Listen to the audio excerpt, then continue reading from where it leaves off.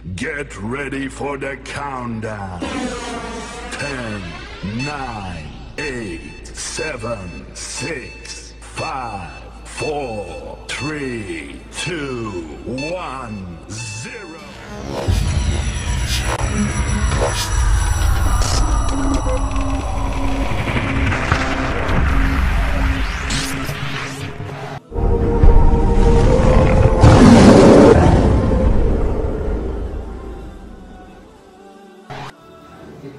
Assalamualaikum warahmatullahi wabarakatuh. Apa kabar anak Ustaz?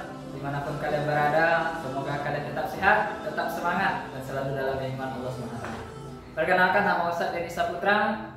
Ustaz baru menjadi guru sebagai tenaga pendidik di SMPT Kota Ayun ini. Ustaz mengajar mata pelajaran ilmu Al-Quran dan Tafsir. Ustaz baru tamat dari YM Batu Sangkar. Ustaz berasal dari Pasaman Barat. Pada pembelajaran ilmu Al-Quran dan Tafsir, kita akan belajar mengenai tafsir Al-Quran Juz 30. Pada kesempatan kali ini, Ustaz akan memulai penafsiran Al-Quran Juz 30-nya dari surah An-Nas. Maka sebelum kita mulai, marilah kita baca basmalah terlebih dahulu. Bismillahirrahmanirrahim. Semoga pembelajaran melalui media ini diberkahi oleh Allah SWT. Anak-anak Ustaz dimanapun kalian berada, mari dengarkan bacaan dari surah An-Nas ayat 1 sampai 6 dengan terjemahannya sebagai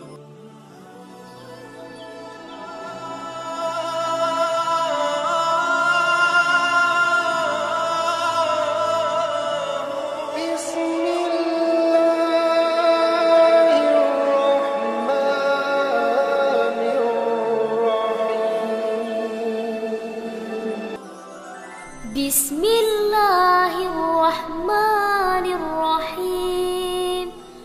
Dengan menyebut nama Allah yang Maha Pemurah lagi Maha Penyayang. Qul a'udzu birabbin nas. Katakanlah, aku berlindung kepada Tuhan yang memelihara dan menguasai manusia. Malikin nas, Raja manusia. Ilahin nas, sembahan manusia. Min syarril waswasil khannas, dari kejahatan bisikan syaitan yang biasa bersembunyi. Alladzi yuwaswisu fi sudurin nas, yang membisikkan kejahatan ke dalam dada manusia. Minal jinnati wan nas, dari golongan jin dan manusia.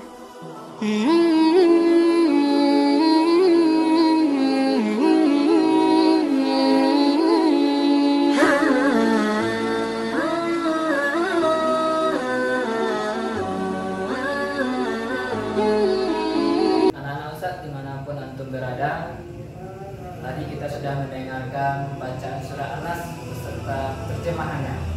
Sekarang Ustaz akan menjelaskan beberapa kata-kata atau kosakata mufradat dari surah An-Nas dari ayat 1 sampai ayat 6. Kita lihat di papan tulis. Pertama kita lihat adalah kata kul. Kul berarti katakanlah. Berasal dari kata kola. Kola berarti kata. Katakanlah, kul, katakanlah. Kemudian ada kata a'udzu, aku berlindung. A'udzu, aku berlindung. Kul, katakanlah, a'udzu, aku berlindung. Kemudian ada kata sarro, kejahatan. Lawannya dari kata khair, kebaikan. Tapi sarro adalah kejahatan. Kemudian ada kata khannas, bersembunyi. Jadi yang tersembunyi itu khannas, ya. Kemudian kita lihat juga pada ayat selanjutnya itu ada kata an-nas, manusia. Jadi an-nas, manusia itu berasal dari kata an-nas. Kemudian kita lihat ada kata maliki. Maliki berarti raja, ya. Malikin nas, ya. Raja manusia. Kemudian ada kata al-waswasi, bisikan. Min syarril waswasi, ya, dari kejahatan bisikan. Waswasi, bisikan. Yang terakhir ada kata suduri. Sudur sama dengan kolbu, hati, ya. Berarti setan itu membisikkan dari hati manusia. Sudur berarti hati. Demikian adalah beberapa mufradat atau kosakata yang perlu anak-anak Ustaz pahami, ya, dari surah An-Nas ayat 1 sampai 6.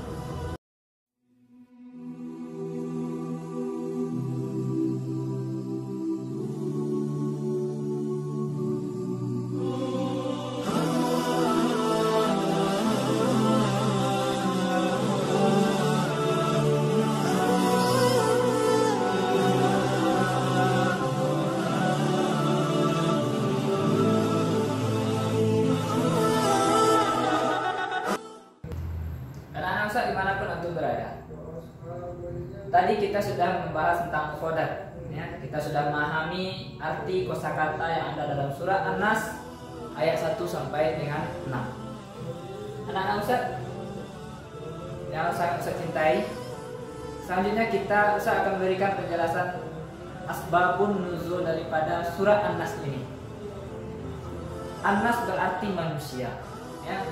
Berarti surah An-Nas ini bercerita tentang manusia. Surah An-Nas adalah surah yang ke-114 dalam Al-Quran. Surah An-Nas ini juga termasuk dalam 2 surat yang memang digolongkan, yang disebut dengan Al-Mu'awizatain, ya. Apa yang satu lagi yaitu surah Al-Falaq. Kenapa disebut dengan Al-Mu'awizatain? Yaitu karena ayat surah ini menuntun manusia untuk memohon perlindungan kepada Allah. Sebagian ulama berpendapat tentang sebab-sebab turunnya surah An-Nas ini. Mereka terbagi dalam 2 kelompok. Ada yang mengatakan surah An-Nas ini tergolong kepada surah Makkiyah, dan ada yang mengatakan surah ini tergolong pada surah Madaniyah. Yang mengatakan surah ini surah Makkiyah itu beralasan bahwasanya ada kaum kafir Quraisy dulu berkata ingin mencederai Rasulullah ketika itu, ya. Dia ingin mencederai Rasulullah dengan ain. Ain ini berasal dari bahasa Arab yang berarti penglihatan, ya. Jadi kaum kafir Quraisy ini ingin membinasakan Rasulullah itu dengan ain, dengan matanya, dengan penglihatannya yang sangat membinasakan.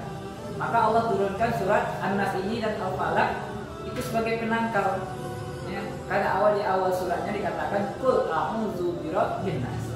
Hai Muhammad, katakanlah hai Muhammad, berlindung kepada Allah.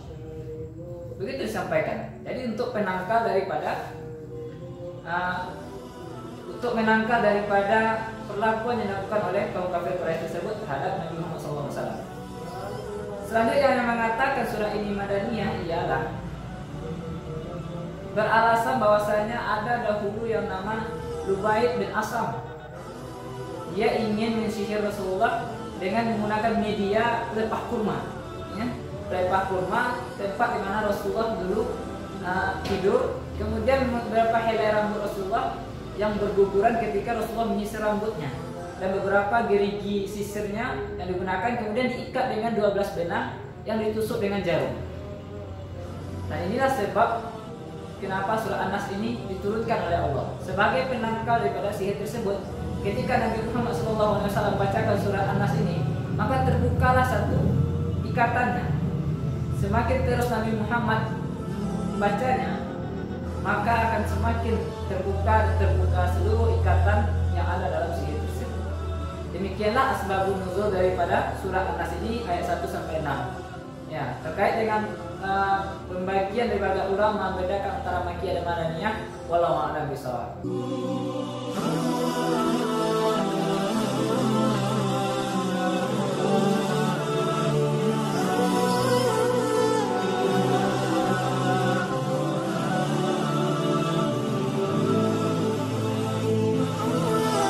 Anak-anak Ustaz dimanapun antum berada.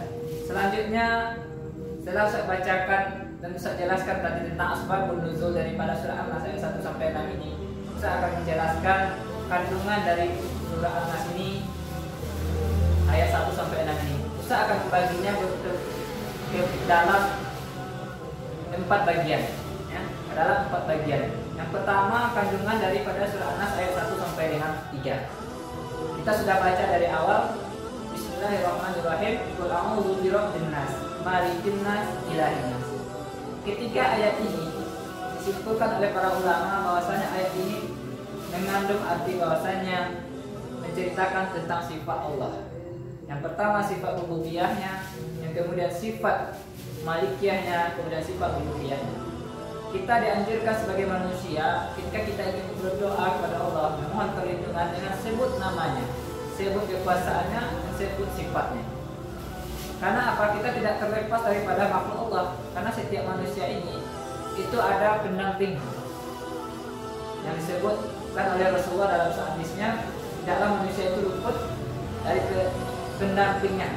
Ya, manusia itu ada pendampingnya yang disebut dengan qarin. Ya, ada seorang setan yang mendampingi manusia yang disebut yang namanya qarin. Kemudian sahabat bertanya pada Rasulullah, ya Rasulullah, termasuk engkaukah itu? Rasulullah menjawab, iya, termasuk aku. Aku juga dijaga oleh qarin.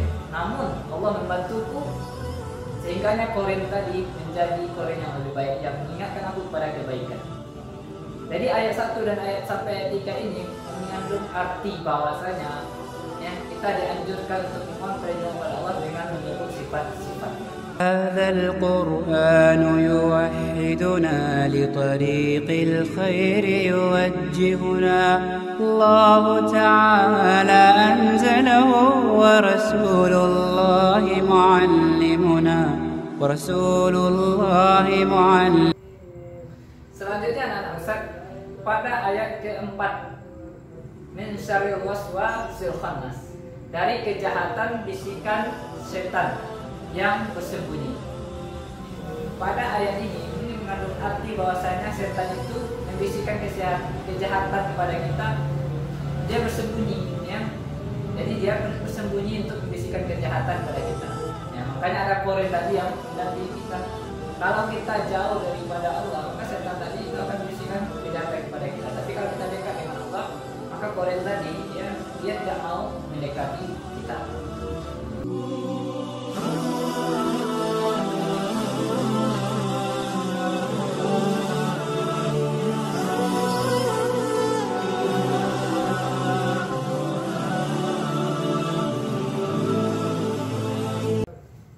Selanjutnya anak Ustaz pada ayat ke-5. Tadi sudah pada ayat ke-4 min syarril waswasil khannas allazi yuwaswisu fi sudurin nas. Yang membisikkan kejahatan itu ke dalam hati manusia. Sudur yang saya sebutkan tadi pada mufradat, pada kosakata, sudur berarti hatinya yang membisikkan ke dalam hati manusia. Jadi setan tadi membisikkan kejahatan ke dalam hati manusia. Pada ayat terakhir disampaikan minal jinnah wan nas, dari sebagian manusia dan jin. Ya, sebagian bukan semua manusia tapi sebagian.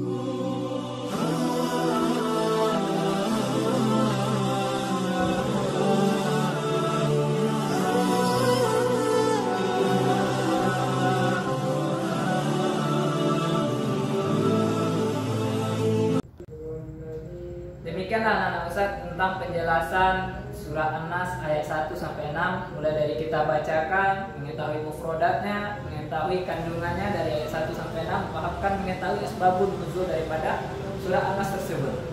Maka tugas anak-anak Ustaz di rumah adalah silakan nanti anak-anak Ustaz tuliskan dalam sebuah kertas ya, sikap kita sebagai seorang siswa ketika kita memahami surah An-Nas ini ayat 1 sampai 6 ini dan penerapannya dalam kehidupan kita.